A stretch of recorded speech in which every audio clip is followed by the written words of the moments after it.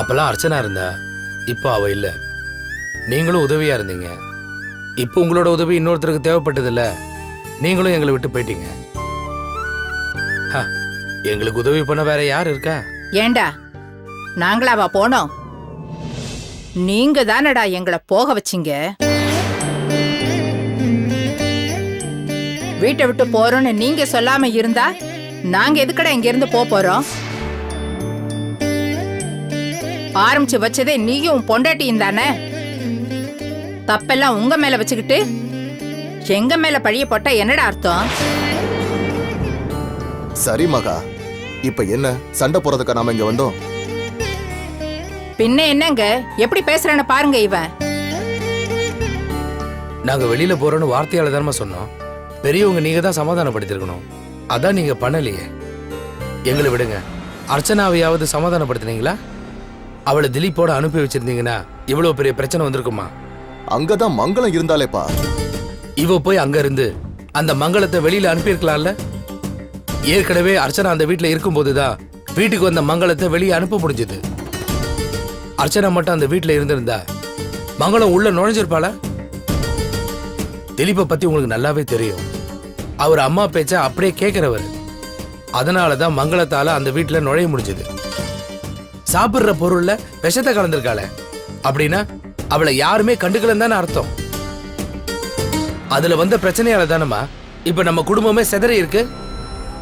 இப்ப பாருங்க, நம்ம வீடு வேண்டாம், திலீப்போட வீடு வேண்டான்னு அவ எங்கேயோ போயிருக்கால. தப்பு எல்லார் மேலையும் தான் இருக்கு. சௌந்தர்யாவை மட்டும் குறை சொல்றது நல்லது இல்லம்மா. இப்ப நாங்க இங்க வந்ததே யாரோட தப்பையும் சொல்றதுக்காக இல்ல மௌலி. அத பத்தி பேசி பிரயோஜனமும் இல்ல. இனிமே என்ன பண்ணலாங்கிறத பத்தி பேசுவோம். மறுபடியும் நம்ம குடும்பத்துக்குள்ள ஒற்றுமை வரணும்பா. அது இப்போ உன்னால மட்டும்தான் முடியும். சௌந்தர்யா சொல்றதெல்லாம் நீ அப்படியே கேக்குற. அது நல்ல விஷயத்துக்காக இருந்தா பரவாயில்லப்பா. ஆனா இப்படி சங்கடம் தர்ற விஷயத்துக்கு எல்லாத்துக்குமே நீ அவளுக்கு துணையா இருக்கியே. பிரேமோட ஆபீஸ்க்கு வேலைக்கு போக வேண்டான்னு நீ சொல்லியிருந்தா அவ போயிருப்பாளா? அதே மாதிரி சொத்துக்காக சண்டை போட வேண்டான்னு நீ அவகிட்ட சொல்லவே இல்லையே. இப்ப அந்த விஷயம் நம்ம குடும்பத்துக்குள்ள இருந்த பிளவை இன்னும் அதிகமாக்கிடுச்சுல்ல. இதையெல்லாம் சரி பண்ணணும்னா முதல்ல சௌந்தர்யாவை சாந்தப்படுத்து. அவ சரியாயிட்டானா எல்லாத்தையும் சரி பண்ணிடலாம்ப்பா. நான் சொல்றேங்கிறதுக்காக இல்ல மௌலி. நீயே நல்லா யோசனை பண்ணி பாரு, உனக்கே புரியும்பா. சரிடா, சாப்பிடறதுக்கு என்ன இருக்கு உள்ள? இன்னும் எதுவுமே சமைக்கலம்மா. இனிமேல் தான் சமைக்கணும். ஓ, சமைக்கிற வேலையை கூட நீதான் பாக்குறியா? நல்லா குடும்பம் நடத்துறடா நீ. சரி, நானே சமைச்சு வச்சுட்டு போறேன், நீ இரு. இருமகா, நானும் வரேன், உனக்கு ஹெல்ப் பண்றேன்.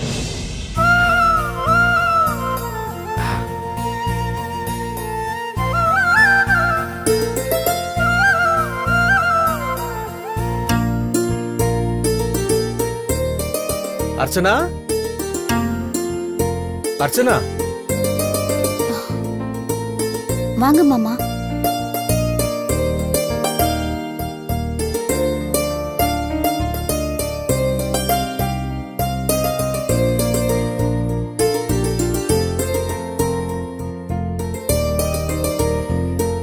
என்னம்மா உள்ள வேலையா இருந்தியா?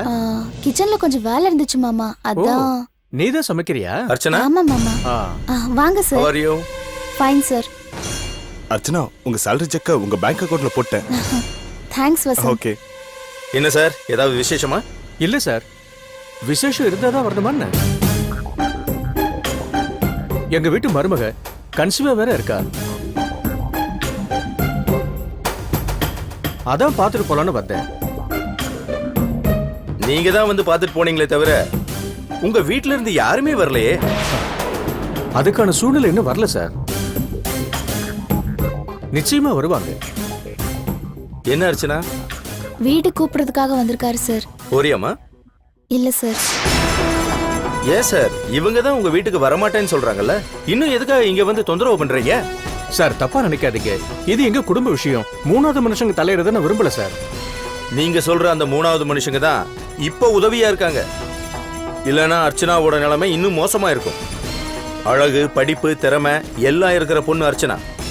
இப்படிப்பட்ட ஒரு பொண்ணு உங்க வீட்டுக்கு மருமகளா வந்தது நீங்க செஞ்ச அதிர்ஷ்டம் சார். அதை நினைக்காம இவங்களை வீட்டை விட்டு துரத்திட்டீங்களே. அர்ச்சனா, நாங்க ஆபீஸ் வரைக்கும் போயிட்டு வர்றோமா? சீக்கிரமா பேசிட்டு இவரை அனுப்பிச்சு விடுங்க.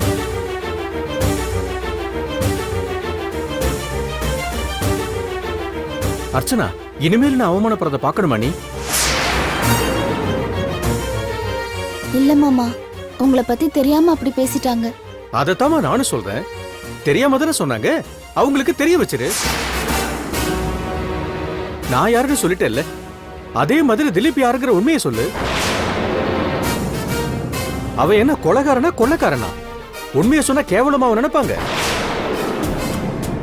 நீ வேலைக்கு சேர்ந்ததை நான் தப்பா நினைக்கல, ஆனா இப்படி ஒரு விஷயத்தை மறைச்ச பாத்தியா? இது மகா தப்புமா. போதும் அர்ச்சனா,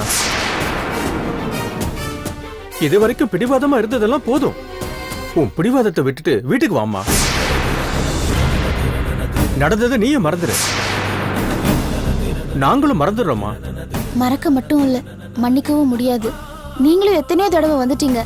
நானே என்னோட பதில சொல்லிட்டேன். மறுபடியும் என்ன தொந்தரவு பண்ணாதீங்க மாமா. தயவு செஞ்சு என்ன என்னோட வழியிலே போக விடுங்க ப்ளீஸ் மாமா.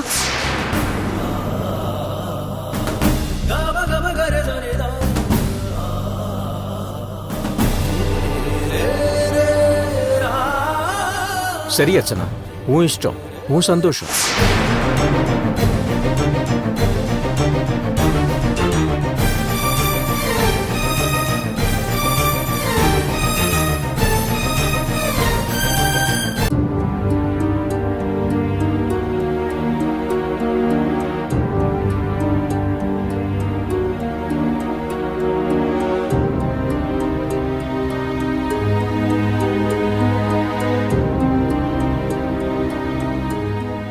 என்ன சௌந்தர்யா, சீக்கிரமா வந்துட்ட? ஆமாங்க. இப்பெல்லாம் எனக்கு அதிகமா வேலை கொடுக்கறதே இல்ல ஆபீஸ்ல. என்னோட வேலையை கூட மத்தவங்கள தான் பாத்துக்க சொல்லிருக்காங்க. சும்மா தான் ஆபீஸ்க்கு போய் உட்கார்ந்துட்டு வரேன்.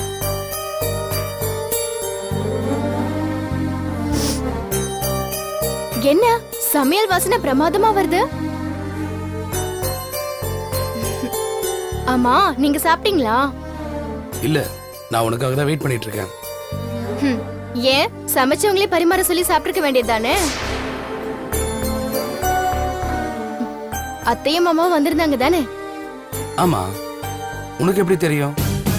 வர வழியில பக்கத்து வீட்டுக்காரமா கூப்பிட்டாங்க. அவங்க கிட்ட பேசிட்டு இருக்கும்போது அத்தையும் மாமாவும் வந்ததா சொன்னாங்க. ஆமா, எதுக்காக வந்தாங்க? திடீர்னு பாசம் வந்துருச்சாமா? சரி, அவங்க வரும்போது நீங்க எதுக்காக வீட்ல இருந்தீங்க? அவங்க வர போறாங்கன்னு எனக்கு எப்படி தெரியும் சௌந்தர்யா? சரி, தெரியல. அவங்க வந்த அப்புறமாவது நீங்க வெளியே போயிருக்கலாம்ல. அது எப்படி சௌந்தர்யா போக முடியும்? அவங்க என்ன வெளியாளுங்களா? என் அப்பா அம்மா தானே. உங்க அப்பா அம்மா தான். ஆனா அவங்களே இப்ப நம்ம பக்கம் இல்லவே இல்லையே. யாரோ ஒருத்தி கல்யாணம்னு சொன்ன உடனே அப்படியே எல்லாத்தையும் தூக்கி போட்டு போனவங்க தானே அவங்க. அப்படியே வரதா இருந்தா கூட நான் இருக்கும்போது எதுக்கு வரல? வந்திருந்தாங்கன்னா நான் கேக்குற கேள்விக்கெல்லாம் அவங்களால பதில் சொல்ல முடியாதுல்ல, அந்த பயம் தானே. என்கிட்ட இருந்து உங்களையும் கூட பிரிக்கிறதுக்காக யோசனை வச்சிருப்பாங்க.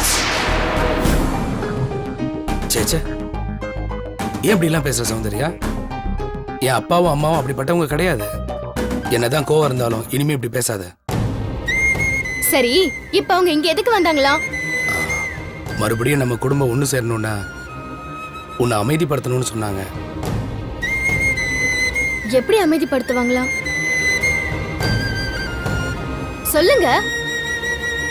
வேற என்ன, நீ ஆபீஸ் போக கூடாது. அதே மாதிரி சொத்து விஷயத்திலயும் நீ தலையிடக்கூடாதான். இப்படி அவங்க சொல்ற மாதிரி நான் இருந்துட்டா அமைதி கிடைச்சிருமா? இப்பவும் அவங்க நமக்கு உதவி பண்ண வரலைங்க. சௌந்தர்யா, உதவிங்கிறது எதை சொல்ற? பணமா? இல்ல என் அப்பா எனக்கு தொழில் அமைச்சு தரலையே அதுவா? உதவின்னு பார்த்தா இத ரெண்டையும் தான் அவங்களால பண்ண முடியும். என்னை பொறுத்த வரைக்கும் அந்த ரெண்டுமே வேண்டாம். அவங்க சொல்றதுலயும் ஒரு நியாயம் இருக்கு சௌந்தர்யா. வீட்டை விட்டு போறதா நாம தான் முதல்ல சொன்னோம்.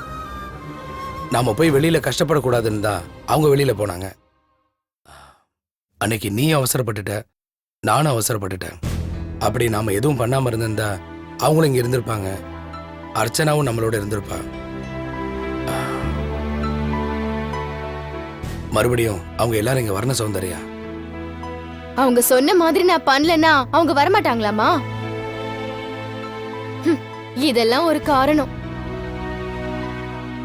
நான் வேலைக்கு போறதுக்கும் என் சொத்துல பங்கு கேக்குறதுக்கும் உங்க அப்பா அம்மாவுக்கும் அர்ச்சனாவுக்கும் என்னங்க சம்பந்தம் இருக்கு? வீட்டை விட்டு போறோம்னு சொன்னோம், அதான் போகலல்ல. இப்ப அவங்க இங்க வந்திருக்கலாமே, ஏன் வரமாட்டேங்கிறாங்க? அவங்க இப்ப வந்திருக்காங்கன்னா அதுக்கு காரணம் தமேந்தி தாங்க. அவதான் அவங்கள சமாதானம் பேச இங்க அமுச்சு விட்டுருப்பா. இப்போ உங்க அப்பா அம்மாவுக்கு தமேந்தியோட கல்யாணம் நடக்கணும், அதுக்கு நம்ம பக்கத்துல இருக்கணும். அதுக்காக தானே வந்திருக்காங்க. அவங்க சொல்ற மாதிரி எல்லாம் என்னால இருக்க முடியாதுங்க. பாட்டி கிட்ட சொன்ன வார்த்தை தாங்க இப்ப நான் உங்ககிட்டயே சொல்ல போறேன். வேலைக்கு போறதை நான் நிறுத்த மாட்டேன். அதே மாதிரி அவங்க சொன்ன மாதிரி அவங்க வீட்டுக்கும் நான் போக மாட்டேன். என்ன பொறுத்த வரைக்கும் என்னை விட எனக்கு நீங்க தாங்க முக்கியம். இந்த முடிவுல இருந்து நான் பின் வாங்க மாட்டேன்.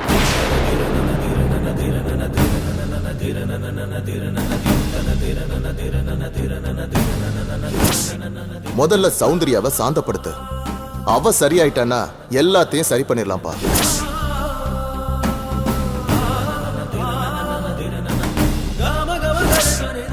மறுபடியும் நம்ம குடும்பத்துக்குள்ள ஒற்றுமை வரணும்பா.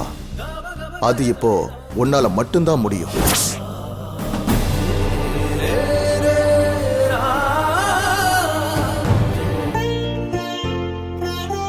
கற்பகம் டீச்சர் ஹோம்ல இல்லையா?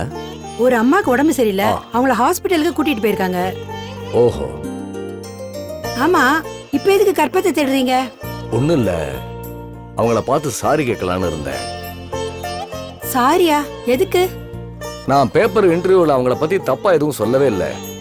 பின்ன எதுக்காக டீச்சர் என் மேல அவ்வளவு கோபப்படுறாங்கன்னு புரியல.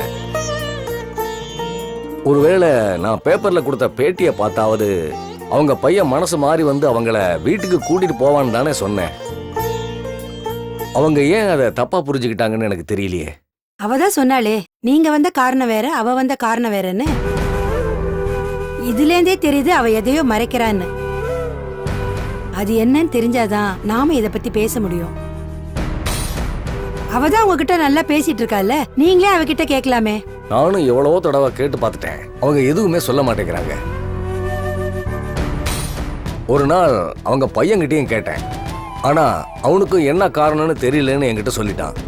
எனக்கு என்னவோ கற்பகத்தோட மருமக தான் இதுக்கெல்லாம் காரணமா இருப்பாளோன்னு தோணுது. இது வரைக்கும் அவ பையன்தான் வந்து பாத்துட்டு போயிருக்கான், அவனோட மனைவி வந்து பார்க்கவே இல்லை. அதே மாதிரி கற்பகமும் அவளை பத்தி இது வரைக்கும் பேசினதே இல்லை. ஐயா ஐயா, அம்மா எங்க? அம்மா எங்க? அம்மா எங்க? அம்மாவா? ஆமா, அம்மா தான். அம்மா எங்க? ஒரு பாட்டிக்கு உடம்பு சரியில்லை, ஆஸ்பத்திரிக்கு போயிருக்காங்க. இப்ப வந்துருவாங்க, கொஞ்ச நேரம் உட்காருங்க. சரி.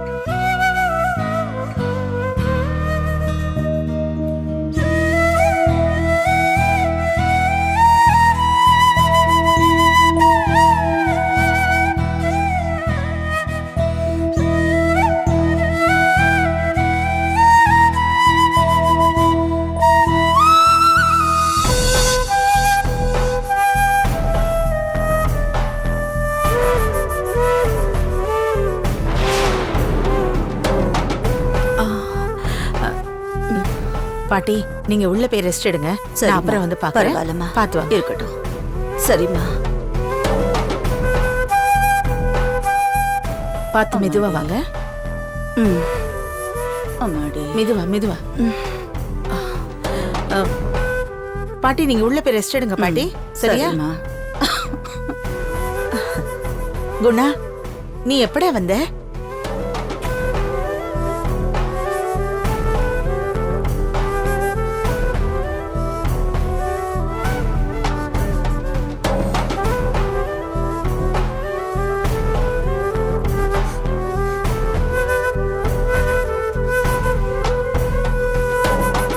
என்னாச்சு குணா? ஏன் பேச நான் மாட்டேங்க? என்ன பேசுறது? அதான் ஊரே பேசுத பாருங்க.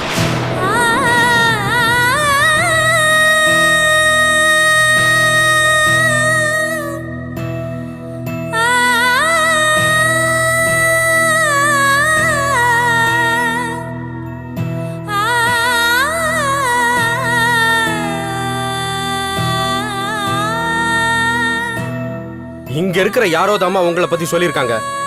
நீங்க இந்த ஹோமுக்கு வந்ததுக்கு நான் தான் காரணங்கிற மாதிரி சொல்லியிருக்காங்க. நானாமா காரணம்? நீங்க விட்டு வெளியே போறதுக்கு நானாமா காரணம்? ச்சே, வெளியே தலை காட்ட முடியலமா. பாக்குறவங்க கேள்வி மேல கேள்வியா கேக்குறான். என்ன பத்தி அவர் அப்படி சொல்லுவாருன்னு நினைக்கவே இல்லடா. மத்தவங்க மாதிரி என்னைய நினைச்சு அவர் சொல்லிட்டாரு. இனிமே அப்படி வராம நான் பாத்துக்கிறேன். அப்ப கூட நீங்க வீட்டுக்கு வரணும்னு சொல்லல. இந்த வாழ்க்கை தான் உங்களுக்கு நிரந்தரம் நினைச்சீங்கன்னா அப்புறம் என்ன எப்பவுமே நீங்க பார்க்க மாட்டீங்க. நான் போறேன். டேய்,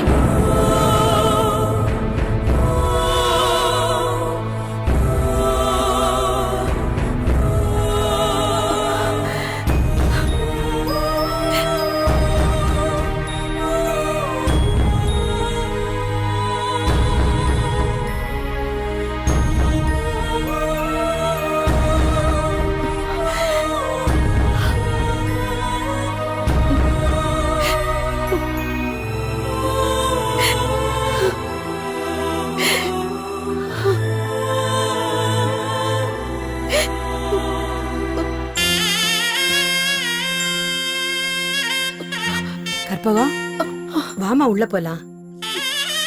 வருத்தப்படாத.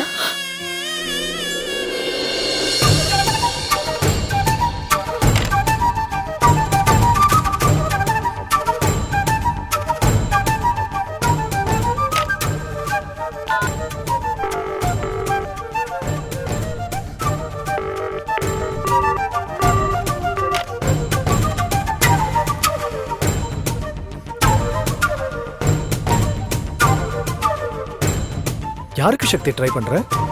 உங்க தங்கச்சிக்கு தாங்க. ரிங் போது நம்பரை பார்த்துட்டு வேணும்னே கட் பண்றாங்க. அப்படின்னா விட்டுரு சக்தி. அவகிட்ட கெஞ்சிட்டு இருக்க வேண்டாம். இந்த வீட்டை பொறுத்த வரைக்கும் எப்பவும் ஒரு பொண்ணால பிரச்சனை வரணும்னு இருக்கு. அப்ப ரேஷ்மி, இப்ப சௌந்தர்யா. அவ நம்ம வீட்ல இருந்து டார்ச்சர் பண்ணா, இவ அவ வீட்ல இருந்து டார்ச்சர் பண்றா. இப்ப அவளை நம்ம வீட்ல வேற கொண்டு வந்து வைக்கணும்னு சொல்றீங்க. எனக்கு ரொம்ப தலை வலிக்குது. அவங்க வரமாட்டாங்கடா. உனக்கு அந்த டென்ஷனே வேண்டாம். நானும் எவ்வளவோ பேசி பார்த்துட்டேன். மௌலி கூட கேட்டுக்குவான் போல இருக்கு. ஆனா சௌந்தர்யா கேட்கவே மாட்டேங்கிறா. பாட்டி, மௌலி கேப்பார்ல, நாம அவரை வச்சு பேச வைப்போம். ஆமா பாட்டி, எங்க அண்ணனை பொறுத்த வரைக்கும் எதுக்காக அவங்களை இங்க கூப்பிடுறோம்னு அவருக்கு நல்லாவே தெரியும். உறவுகள் எப்பவுமே ஒன்னா இருக்கணும்னு நினைக்கிறவர் பாட்டி. புரிஞ்சுக்காம நீ பேசுற சக்தி. சௌந்தர்யா சொல்லி மௌலி கேட்பான தவிர மௌலி சொல்லி சௌந்தர்யா கேட்க மாட்டான். அவளை இப்பவா நான் பாக்குறேன். குழந்தையில இருந்து பாத்துக்கிட்டு தானே இருக்க. அவ மாறவே மாட்டான். பிடிவாதங்கிறது அவ ரத்தத்திலேயே ஊர்ன விஷயமாச்சே. என்னங்க நீங்க கூட பாட்டி மாதிரியே பேச ஆரம்பிச்சிட்டீங்க. எனக்கு அவ மேல நம்பிக்கை இருக்குங்க. எல்லா நம்பிக்கையும் நடந்துருது இல்ல சக்தி. அதே மாதிரி நம்பாததோ சில நேரங்கள்ல நடந்திருக்கு. உதாரணத்துக்கு சௌந்தர்யாவையே எடுத்துக்க. ஏன் அவ உனக்கும் எனக்கும் எதிரியா மாறுவான்னு நினைச்சோமா? என்ன கூட விடு. ரேஷ்மி இருக்கிற நேரத்துல சில தப்புகள் நான் பண்ணேன். என் மேல கோவம் கூட இருக்கும். ஆனா நீ எங்க அம்மா மேல கூட சௌந்தர்யா இந்த அளவுக்கு பாசம் வைக்கல. அப்படி ஒரு பாசத்தை உன் மேல வச்சிருந்தா. அப்படிப்பட்டவ இப்படி மாறுவான்னு நம்ம கொஞ்சமாவது நினைச்சோமா? அவ மேல வச்சிருந்த நம்பிக்கையெல்லாம் பொய்யாயிடுச்சுல. சரிங்க, அதுக்காக கடைசி வரைக்கும் அவ இப்படியேதான் இருப்பான்னு சொல்ல முடியாதுல்ல. சில சூழ்நிலைகள் சில பேரை மாத்தோங்க. அதே மாதிரி கண்டிப்பா சௌந்தர்யாவோட மனசு மாறுங்க. அண்ணி, நம்ம வீட்டுக்கு கூப்பிட்டா தானே வரமாட்டேங்கிறா. நம்ம வீட்டுக்கு பக்கத்திலேயே இன்னொரு வீடு இருக்குல்ல, அங்க வர வச்சிடலாமே.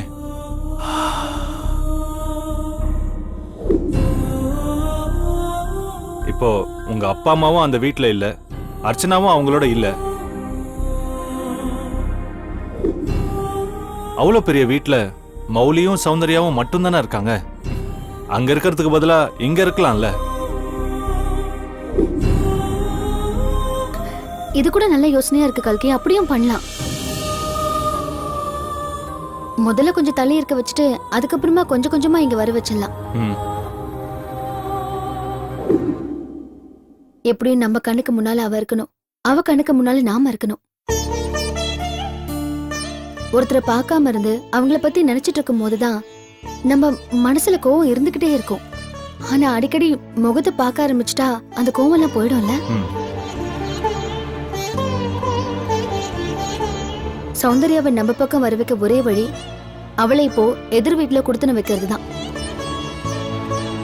நம்ம வீடுங்கிறதுனால வேணான்னு சொல்றா பாட்டி. இப்ப எதையாவது சொல்லி பாருங்களேன். இதுக்கும் அவ சம்மதிக்கலன்னா பேசாம திரும்ப வந்துருங்க.